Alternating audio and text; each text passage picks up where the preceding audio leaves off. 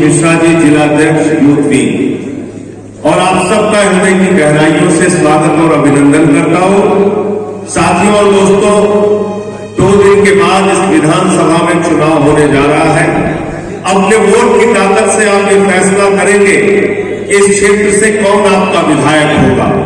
BJP वाला होगा, सपा वाला होगा, कांग्रेस वाला होगा, बसपा वाला होगा, या आपके बीच एक पढ़ा लिखा योग्य डॉक्टर प्रत्याशी डॉक्टर डीपी गंगवार इस क्षेत्र के विधायक होंगे। ये फैसला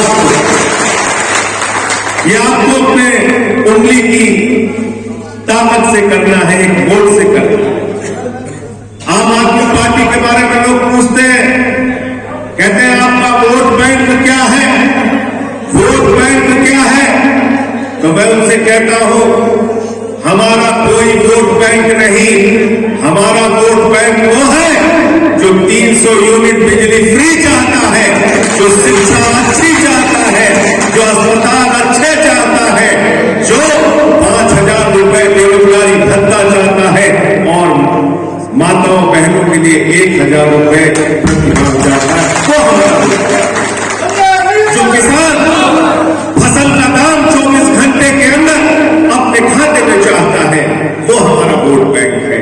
क्योंकि वोट बैंक बनाने वाले, ये जाति धर्म की राजनीति करने वाले, ये हिंदू मुसलमान के नाम पे, अगला पिछड़ा के नाम पे आपको लड़ाने वालों ने, ये वोट बैंक वालों ने आपके बैंक 75 साल में खाली करके आपको कंगाल कर दिया। अभी मैं आदित्यनाथ जी को सुन रहा था, वो कह रहे थे अगर दूसरी पार्टी को वोट दिया, अगर बीजेपी को वोट नहीं दिया तो उत्तर प्रदेश बंगाल हो जाएगा, केरला हो जाएगा, जम्मू कश्मीर हो जाएगा। तो मैंने कहा आदित्यनाथ जी, उत्तर प्रदेश बंगाल हो जाएगा कि नहीं हो जाएगा, लेकिन अगर आदित्यनाथ जी को वोट दे दिया तो कंगाल जरूर हो जाएगा, कंगाल जरूर हो जाएगा। क्या किया 5 साल में आपने? 5 साल पहले आप आए थे तो आपने कहा था न गुंडा राज, न भ्रष्टाचार, अब की बार भाजपा सरकार, और आपको 325 सीटें उत्तर प्रदेश के लोगों ने दिया।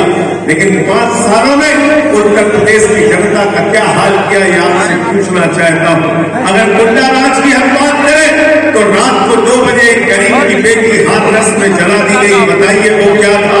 अगर हम गुंडा राज की बात करें तो इंद्रकांत त्रिपाठी व्यापारी की हत्या कर दी गई, प्रभात मिश्रा का फर्जी इनकाउंटर कर दिया गया, खुशी दुबे आज भी जेल में सड़ रही है, अरुण वाल्मीकि को पीट पीट के मार दिया गया, मनीष गुप्ता को पीट पीट के गोरखपुर में मार दिया गया। गुंडा राज की अगर हम बात करें तो छोटी छोटी बच्चियों के साथ बलात्कार की घटनाएं उत्तर प्रदेश में हुई। मैं पूछना चाहता हूं आदित्यनाथ जी, आप कैसे गुंडा राज दूर करोगे जब आपका गृह राज्य मंत्री उसकी गाड़ी से उसका बेटा 4 किसान और एक पत्रकार को कुचल कर मार देता है। जिस देश का गृह राज्य मंत्री खुद अपराधी हो, उसका बेटा अपराधी हो, उस प्रदेश में गुंडा राज खत्म नहीं हो।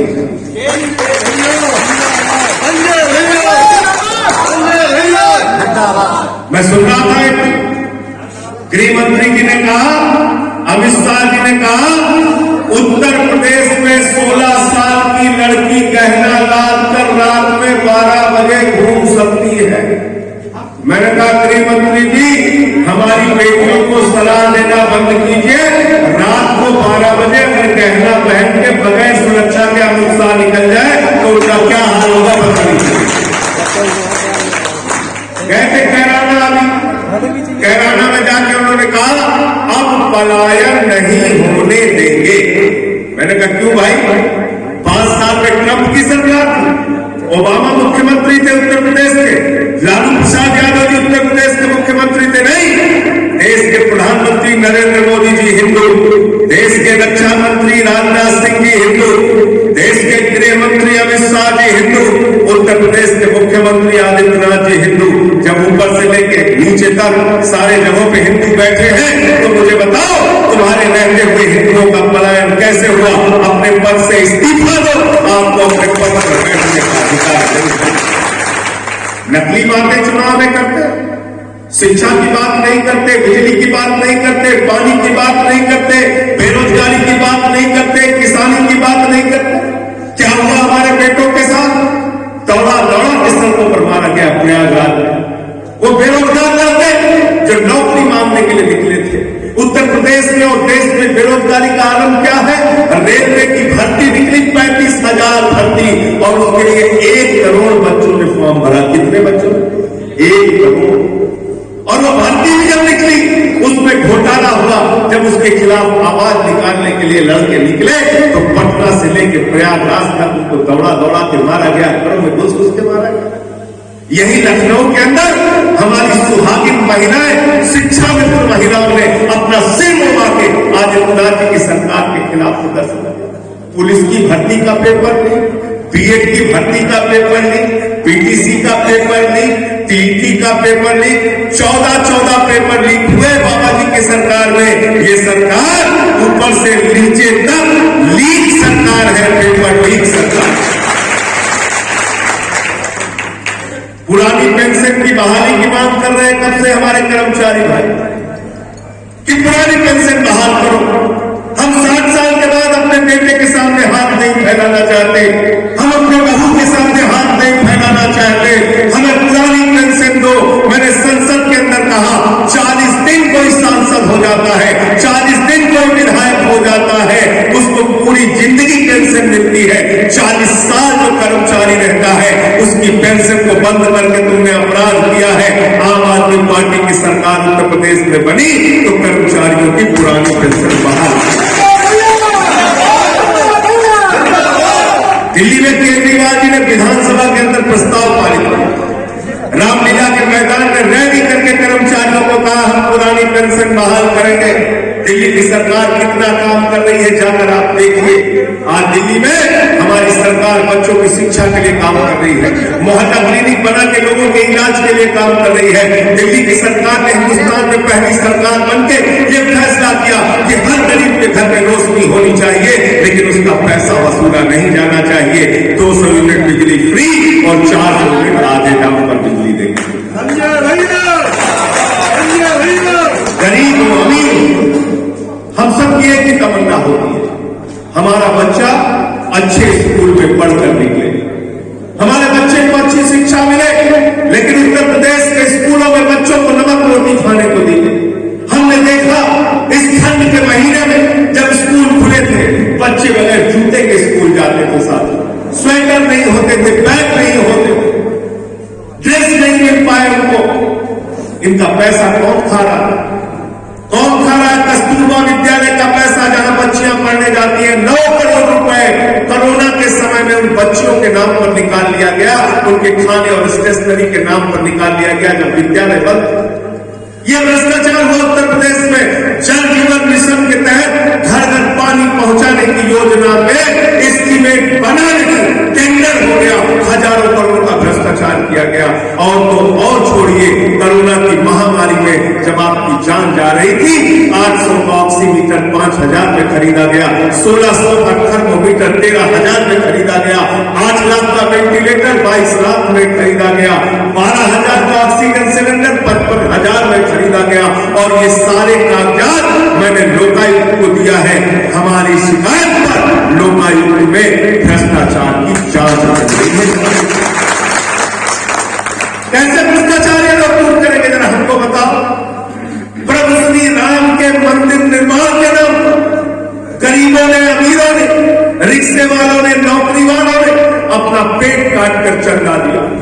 प्रभु श्री राम के भव्य मंदिर निर्माण के लिए चंदा दिया और उस चंदे में चंदा चोरी का मामला मैंने खोला। 7:10 पर एक जमीन 2 करोड़ रुपए में खरीदी जाती है और 7:15 पे 5 मिनट के अंदर भाजपा वाले उसी जमीन को 18.5 करोड़ में बेच देते। 18.5 करोड़, 16.5 करोड़ 5 मिनट में कमा लिया। 1 मिनट में 3 करोड़ 30 लाख रुपए कमा लिया। दिन में आप दिन भर मजदूरी करते हैं, आपको 300 रुपए नहीं मिलता।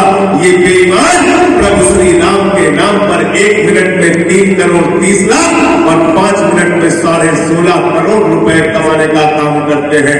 अरे जो राम के नहीं हुए कभी नहीं हो सकते। ये ना नाम के हैं, ना नाम के हैं और ना किसी काम। इनसे सावधान हो। कानपुर वालों ने बैनर लगा दिया, चंदा चोरों से सावधान। भाजपा पहुंच के फाड़ने लगे। लोगों ने कहा इसमें तुम्हारा नाम तो लिखा नहीं, कहने लगे हमें मालूम है किसके लिए लिखा। यह हालत हो गई। इसलिए किसान के फसल के दाम के नाम पे चुनाव नहीं लड़ते, बच्चों की अच्छी शिक्षा के नाम पर चुनाव नहीं लड़ते, अच्छे अस्पताल कैसे बनाएंगे इसके नाम पर चुनाव नहीं लड़ते, आपकी सड़कें अच्छी कैसे होंगी इसके नाम पर चुनाव नहीं लड़ते, कर्ज माफी क्यों नहीं हुई किसानों की इसके नाम पर चुनाव नहीं लड़ते। चुनाव लड़ते किसके नाम पर? हिंदू, मुसलमान, सिख, ईसाई, अगला, पिछड़ा, दलित, सवर्ण, पाकिस्तान, जिन्ना जिन्ना जिन्ना जिन्ना जिन्ना का भूत सवार हो गया भाजपाइयों, जिन्ना का भूत सवार हो गया। हिंदुस्तान में सबसे बड़ी जिन्नावादी पार्टी कोई है तो उस पार्टी का नाम है भारतीय जनता पार्टी। लाल कृष्ण आडवाणी भी गए थे जिन्ना के कबर पर मत्था टेकने। लाल कृष्ण आडवाणी भी गए थे और 3 राज्यों में जिन्ना की पार्टी मुस्लिम लीग के साथ सावरकर और श्यामा प्रसाद मुखर्जी ने सरकार बनाई थी। बंगाल में, नॉर्थ वेस्ट फ्रंटियर में और सिंध प्रांत में जिन्ना से भारतीय जनता पार्टी का और जिस विचारधारा से बीजेपी निकली है, दोनों का रिश्ता आज से नहीं वर्षों पुराना। और पाकिस्तान करते रहते हैं। पाकिस्तान से किसको डर लगता है भाई? किसको डर लगता है? किसको डर लगता है? 130 करोड़ हिंदुस्तान की आबादी है।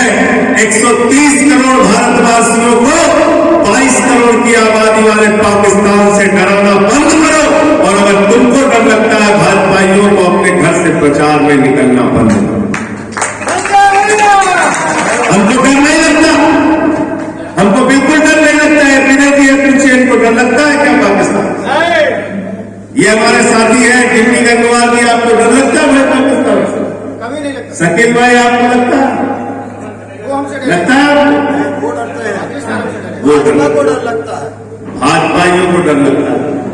बंगाल का चुनाव लड़ेंगे पाकिस्तान से डरो, यूपी का चुनाव लड़ेंगे पाकिस्तान से डरो। और इनका काम खाली झगड़ा कराने का है। बंगाल में गए हिंदू मुसलमान में झगड़ा, बिहार में गए हिंदू मुसलमान में झगड़ा, यूपी में गए हिंदू मुसलमान में झगड़ा, पंजाब जाते हैं हिंदुओं और सिखों का झगड़ा करा देते हैं, हरियाणा जाते हैं जाट का झगड़ा करा देते हैं, महाराष्ट्र में जाते हैं मराठा का झगड़ा करा देते हैं, गोवा में जाते हैं हिंदू ईसाई का झगड़ा करा देते हैं। ये भारतीय झगड़ा पार्टी है, भारतीय झगड़ा पार्टी। कुछ नहीं मिलेगा इनसे, कुछ भी नहीं मिलने वाला इनसे। सिर्फ महंगाई मिलेगी, बेरोजगारी मिलेगी, अशिक्षा मिलेगी, अस्पतालों की बदहाली मिलेगी, किसान के फसल का दाम नहीं मिलेगा। इनसे कुछ भी हासिल मिलने वाला नहीं है। इनसे सिर्फ झगड़ा आपको मिल सकता है। इसलिए इनकी पार्टी का नाम हमने रखा है भारतीय झगड़ा पार्टी। अपने मोहल्ले में मत बुला लेना कि घर घर में झगड़ा करा देंगे, घर में झगड़ा करा देंगे। अभी हिजाब शुरू कर दिया।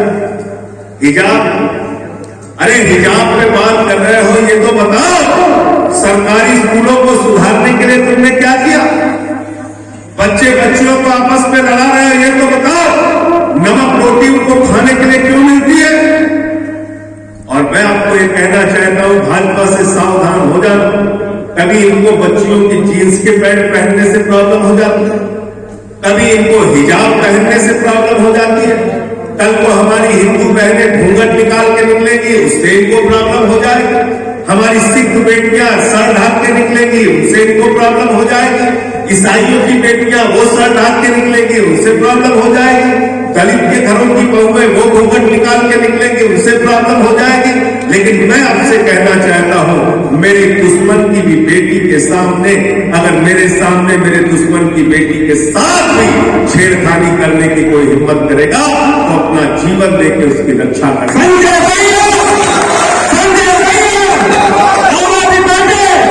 ये हमारी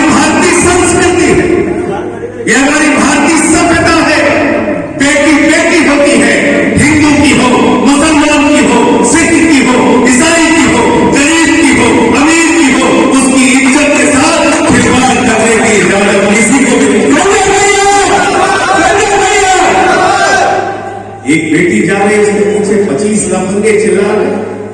यह भारतीय संस्कृति, यह भारतीय सभ्यता, विविधता में एकता, भारत की विशेषता।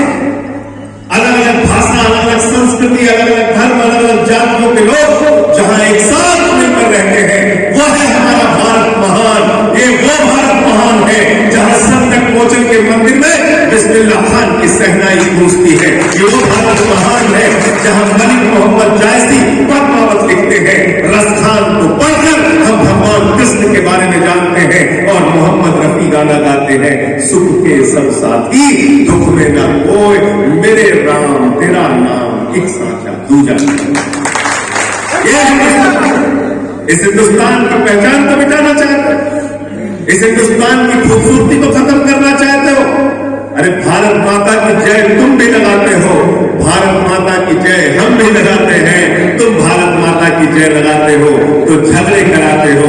और जब हम भारत माता की जय लगाते हैं तो हम ये मानते हैं भारत माता के 130 करोड़ बच्चे हैं और कोई मां अपने बच्चों में झगड़ा कराने का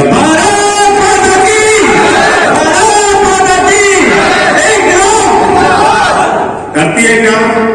कोई मां बच्चों में आपस में झगड़ा कराती है क्या? कराती है क्या?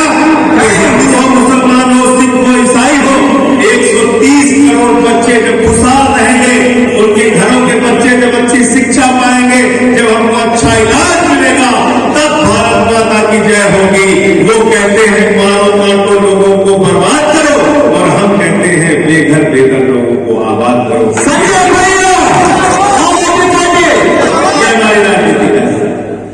भाई डीपी गंगवार जी यहां से लड़ रहे हैं और मुझे इस प्रकार की जानकारी मिली है कि समाजवादी पार्टी को यहां से कभी जीती नहीं। इस बार भारतीय जनता पार्टी को सीधी टक्कर डॉक्टर डीपी गंगवार दे।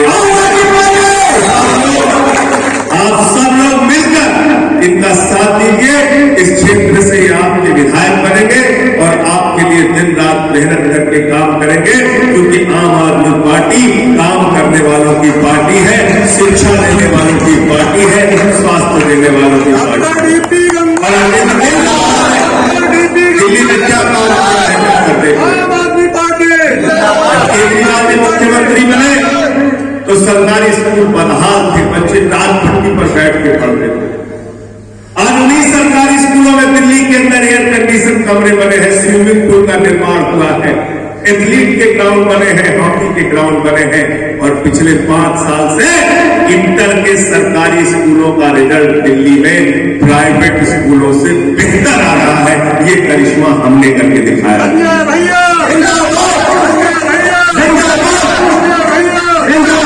दिल्ली के अंदर मोहल्ला क्लिनिक बनाया जहां 200 तरह की जांच फ्री होती है, अल्ट्रासाउंड फ्री होता है, दवाएं मुफ्त में मिलती हैं।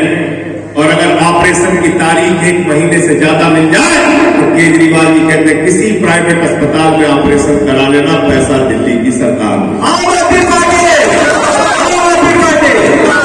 300 यूनिट बिजली फ्री, माताओं बहनों के लिए बस की यात्रा फ्री, 200 यूनिट बिजली फ्री, 400 यूनिट आधे दाम पर। ये सारे काम हमने दिल्ली में करके दिखाए हैं। और इसलिए आपसे कहना चाहता हूं, अगर ये सपना उत्तर प्रदेश में भी हमको पूरा करके दिखाना है तो एक ही धब्बा हमारे ऊपर लगता है कि हम लोग तो जाति से ऊपर वोट दे ही नहीं सकते, धर्म पर वोट दे ही नहीं सकते, धर्म पर वोट दे सकते हैं, जाति पर वोट दे सकते हैं, शिक्षा पर वोट दे नहीं सकते, स्वास्थ्य पर वोट दे नहीं सकते, बिजली पर वोट दे नहीं सकते, पानी पर वोट दे नहीं सकते। तो जाति धर्म पर वोट देने का जो आरोप हमारे ऊपर है उसको अब की मिटा देना और शिक्षा, स्वास्थ्य, बिजली, पानी जैसे बुनियादी मुद्दे पर वोट देने का काम करना। आदित्यनाथ जी ने कहा गर्मी उतार देंगे, गर्मी उतार देंगे। ऐसी भाषा एक मुख्यमंत्री को नहीं बोलनी चाहिए, नहीं बोलनी चाहिए। उन्होंने कहा सुनो केजरीवाल उनके घर में काम नहीं करते। केजरीवाल इस देश के लोकप्रिय मुख्यमंत्री हैं जो IRS की नौकरी को लात मार के जनता की सेवा करने के लिए, देश की सेवा करने के लिए देश भर में घूम रहे हैं, लोगों को संगठित कर रहे हैं, अपने पार्टी का काम कर रहे हैं, पार्टी का विस्तार कर रहे हैं, चुनाव जिता रहे हैं, उनकी लोकप्रियता है। उनको सुनो केजरीवाल कह के अगर आप संबोधित कर रहे हो तो इसका मतलब आपके ऊपर सत्ता का अहंकार और सत्ता का भूत सवार हो गया है। और भूत उतारने के लिए हमारे अवध के क्षेत्र में ओझा लोग झाड़ू का इस्तेमाल करते हैं। किसका इस्तेमाल करते हैं? किसका इस्तेमाल करते हैं? तो सत्ता का अहंकार, सत्ता का भूत उतारने के लिए झाड़ू चला दो और राजनीति की गंदगी को साफ कर दो। बहुत बहुत शुक्रिया, बहुत बहुत धन्यवाद।